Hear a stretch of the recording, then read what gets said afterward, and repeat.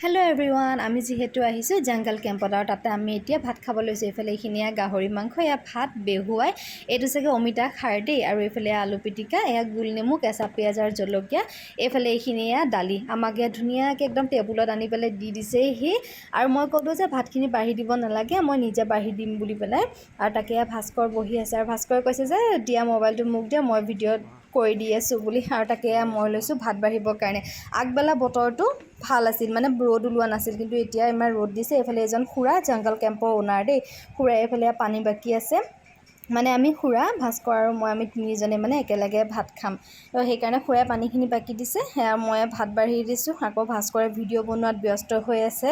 আৰু বতৰটো যিহেতু একদম মানে পূৰা ৰ'দ দি দিলে ন এতিয়া। সেইফালে মই গাহৰি, পিঁয়াজ, একদম বেহুৱাই, নেমু ধুনীয়াকৈ একদম মানে কাঁহীখন সজাই লৈছোঁ আৰু দেখিছেনে, খাবলৈ ৰেডি হৈ গ'ল পূৰা। আৰু ভাত খাই থাকোঁতে, মানে ভাত খোৱা নহওঁতে দেখিলেনে, একদম ৰ'দটো আহি পেলাই পূৰা মুখতে পৰি ইমান দিগদাৰ দিছে, হাতেৰে ঢাকি খাবলগীয়া হৈছে। যেতিয়া বহিছিলোঁ তেতিয়া কিন্তু ৰ'দ নাছিল।